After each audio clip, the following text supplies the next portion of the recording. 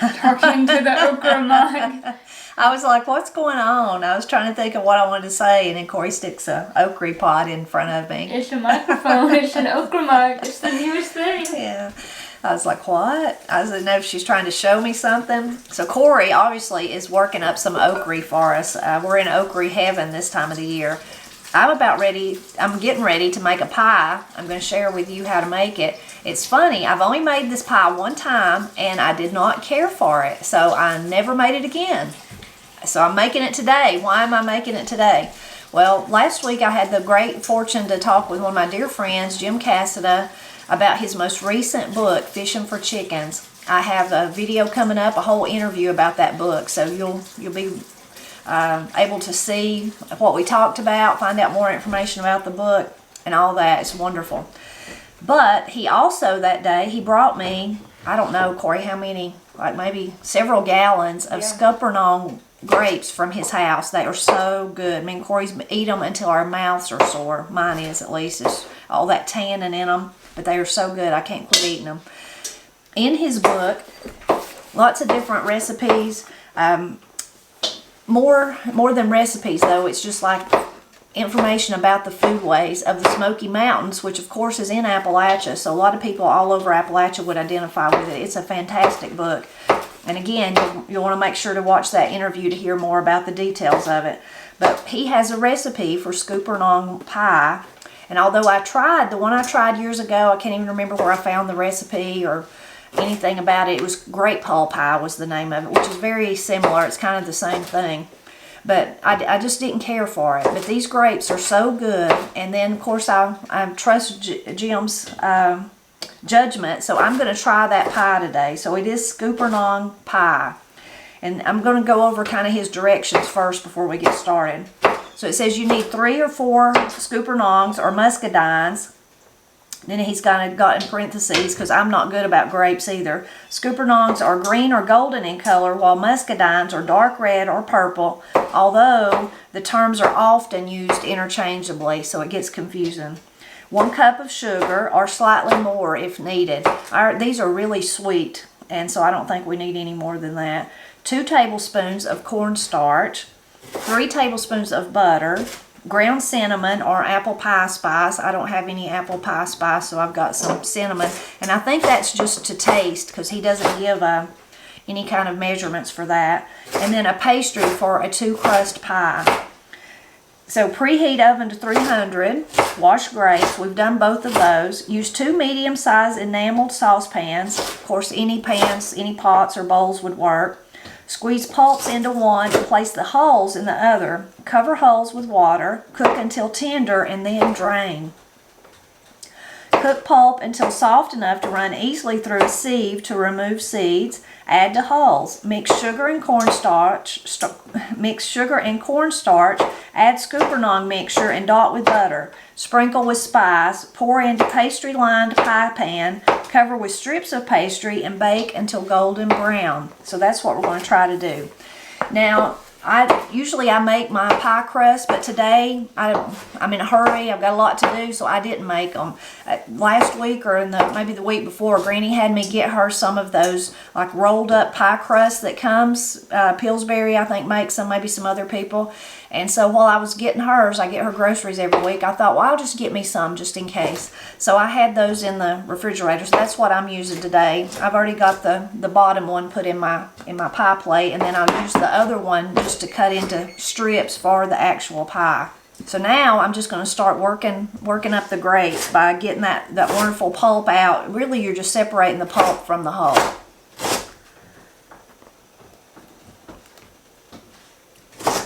Smells so good too.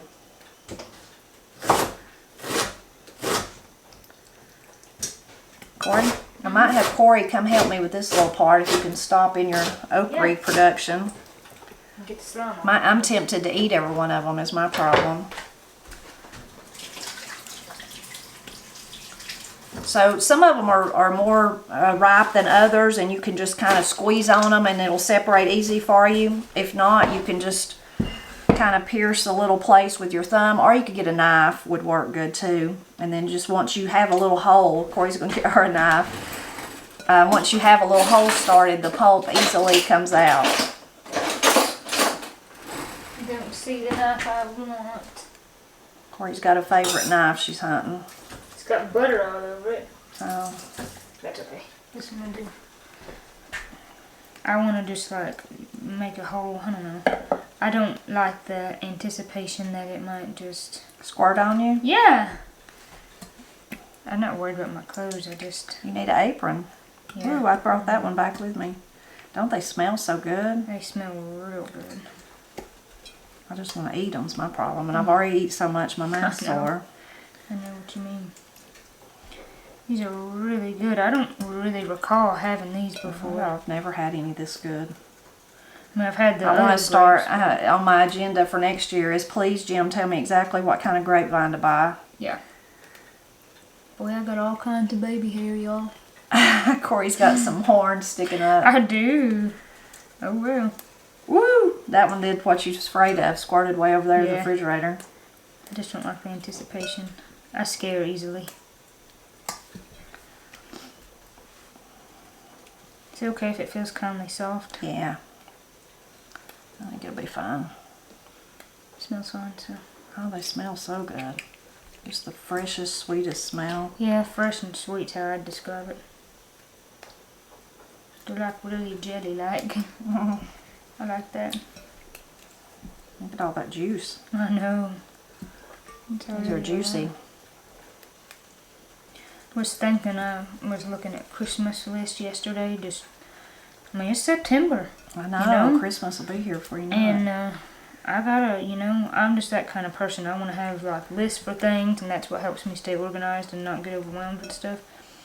Was thinking though, I could make vanilla. I might not try it myself to see if I do good at it, but I could make the extract for people Oh for yeah, Christmas. that's what did that, Ginger didn't you? gave me last year for Christmas was vanilla. Let's get that out of there. That's a.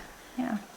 Cause I was thinking, cause sometimes you don't really know, like for Austin's extended family, I'm not really sure, like what to get them, but something like that. Did you get stuff all over me? Yes. You just laughed. I'm like, okay, I didn't feel it. I guess it went on my shirt. Your shirt. Sorry. I don't care. Should have wore an apron. I know. I don't care. I'll find it and try to lick it off later. No. Nasty thing. But I was thinking that could be something I could add to it. Yeah, that would be a nice I present. mean, homemade stuff is like the best. So. True. Can I eat one of these? No. Why? No, Corey's trying to eat our product here. Sorry. Okay. Now we've got them. There's plenty more though. I'm not being selfish. There's more. I'll eat one of these. Yeah, there's plenty more. So now that we've got them separated, we're going to go over to the stove and cook both of them. Oh, that was funny. What are you doing behind my back still? Okay, we've got this is the pulp in there cooking a little bit, and that's how much juice was in it. I didn't add any water to that. And then in the other pot over here I did add water, and we've got the hulls cooking. So we'll let those cook. I guess let it cook until this is kind of where we can get the seeds out easily, and then till the hulls are tender. And if you notice back here in the back I have some more grapes. Those are some more that Jim shared with us that I'd already started working up this morning. Okay, the hulls and the pulp is finished cooking. Now with the pulp, it didn't take long at all. I'm going to pour it in this sieve here and see how we can get the seeds out of it. Basically is what you're doing, trying to do. Let's see. So for it didn't take long at all to actually get it kind of mushy and cooked where all the seeds were coming through, you could see.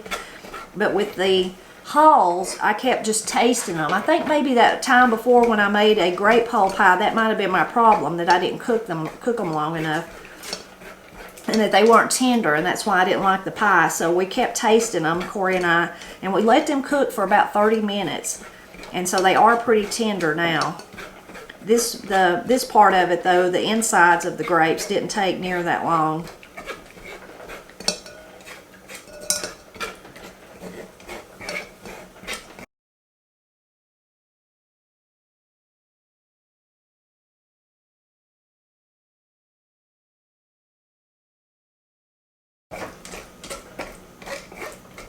Okay, I've been pushing on the sieve for a few minutes now, and I think I've about got it all. I'm going to make sure I scrape all that off the bottom.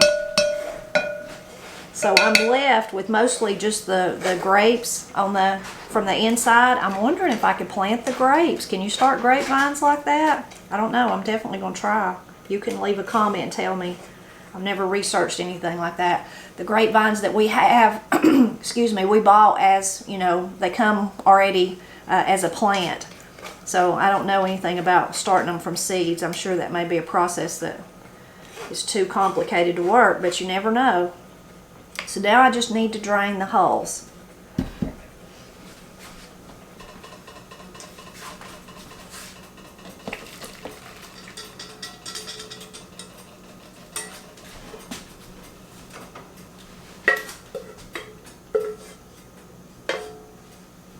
Oops.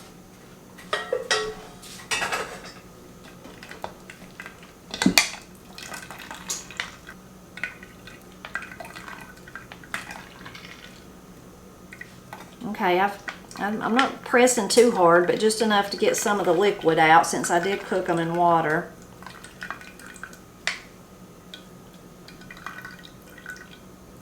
Okay, I'm guessing that's good. Now I'm gonna add them to our pulp.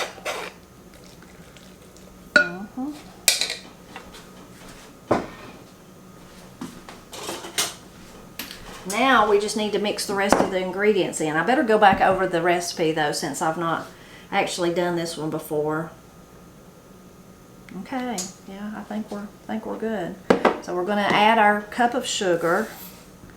We'll add the cornstarch, which was 2 tablespoons of cornstarch.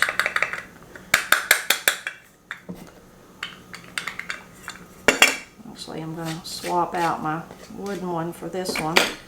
We're going to mix that up. Now for the cinnamon, I'm not sure. Maybe I'll just do a sprinkle of cinnamon. I don't know. That might have been about 1/4 of a teaspoon. Let's see.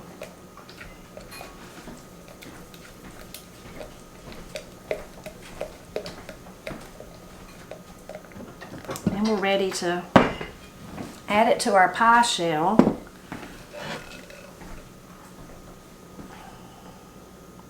Sugar, cornstarch, butter, cinnamon. Okay, I'm making sure I've not left nothing out.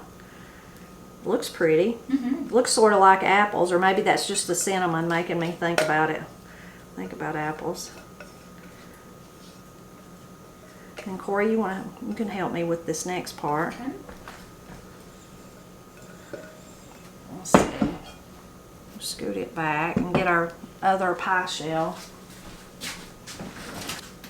Okay, so we're just going to, instead of actually covering it, we could do that. It looks pretty though, don't it? But we're going to do strips. Let's see, I think I'm supposed to dot it with butter though. I better not forget that part. Okay, yes, I'm supposed to do the dot it with butter, so I'm going to cut my butter here and add some. Cube. So we're going to just put those around it. Just sprinkle them around there. You mean just on the actual? Oh, okay. Yeah. And then we're just gonna, I don't know, I'm gonna cut strips and layer them. We'll see how this goes. I'm not one to actually care much. I mean, I want it to be pretty, but mostly I worry about taste. So I'm okay if it looks a little wonky, or what do some people say? Just say that it's rustic, and then it don't matter if you mess up. So I guess all of my cooking would be rustic. So there's a fancy way of doing this lattice, like where you would, that was almost bad. Where you would like lay them, like do a crosshatch pattern, but I don't think we want to do that, do we? Would it be as simple as just laying a few this way and doing Yeah, that's what we're going to do. There's people like that lift them up, but yeah, we're going to do what you're saying. You could do that, but that might get a little complicated. Yeah, too complicated for me and Corey.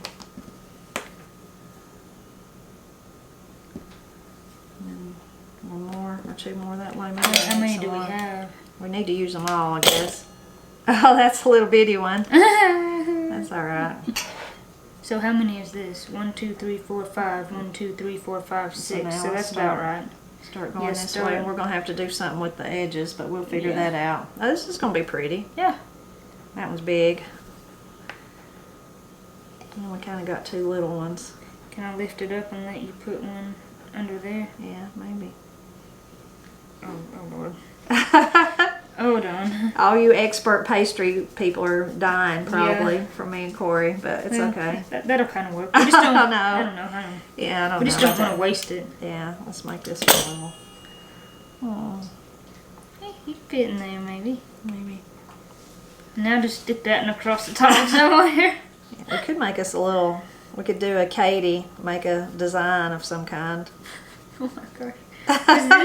Does this qualify as playing with your food? I think it does. I don't know what does that look like though. A big blob. Blob. Okay, let's see if we can. Are we Kinda folding just- it back or pinching them off? Yeah, just fold them in there somehow. Make them part of the crust. We won't get every bit of little goodness. We could get us a. I don't have a cookie cutter handy, but if we did, we could put a. We might find one over there. Make a little circle or a star or something out of this glob I made. Yeah. Put it. It does look rather pretty. The dough smells good. Okay, Can you what get should this we stuff do? raw? Huh? I guess you could. What are you gonna do with it? I'm gonna eat it. Oh, you're gonna eat that. I thought you meant the stuff. I was thinking like, what could we? I don't know. Maybe we'll just. Is it bad that this pie dough tastes good just raw? No. That's just the nature of it. I'm making a snail, Mom. I'm just messing. I'm just It's kind of what it looks like. It's pretty. You can sit it right there on the top somewhere. It's like the baby biscuit. Yeah, it's like the baby biscuit. We're just gonna put it in the center. Yeah. That looks so stupid. No, put it there. We can't waste. It has to stay there. Okay. All right. Now, let's see if we can Into the show you oven. without me. And you get a look at it without me spilling it. It's starting to Tip it to over. So now we're going to bake it for. It just says bake until golden brown. So we'll tell you how long it takes to bake it.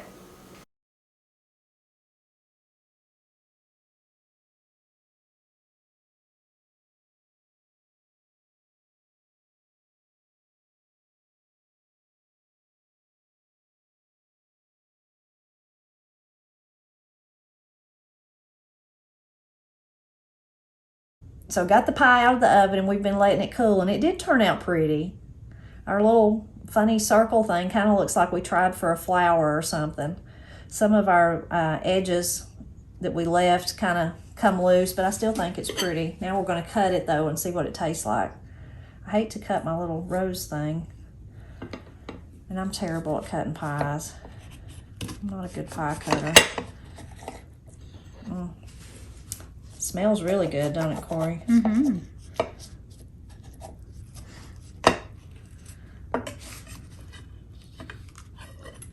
Should I get my pie thing? Yeah, I would if I were you.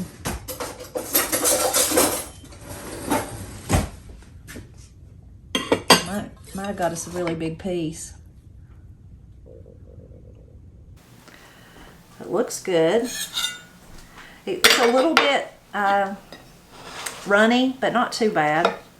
I wonder if we could just eat the. I cut such a big piece. Me and Corey may have the one piece. Maybe what we do. All right, Corey, do you care to eat with me? I would love to. Let's I'm see. coming. Let's see what it tastes like. It definitely looks better than the one I made years ago. Let's see. I got you a fork. I'm just making you share my piece. That's okay. I'm never gonna say no to a pie. It's good. It almost reminds me of something. But it is good. Way better than the one that I made so many years ago. It reminds me of blueberry. I made a piece for myself. Oh. Well, that's a really good. Here, you eat the rest of this one. Oh, thank you. That's a really good sign. Is if it's good enough that Corey wants a piece all by herself. Hot. It does have a grape though. I mean, you can taste the grape. I said blueberry, but it has the grape taste. It's very good. It is very good. It is real good. Yeah, so I'm glad I listened to my friend Jim Cassida. It's very good. It's definitely a pie I would make again, whereas that one a long time ago I didn't like. It might have been the recipe, but it was likely that maybe I didn't cook the grape part enough, the whole part, because there's no texture in that, is there? None. And that's what I remember not liking about the one that I tried a long time ago. It's been years.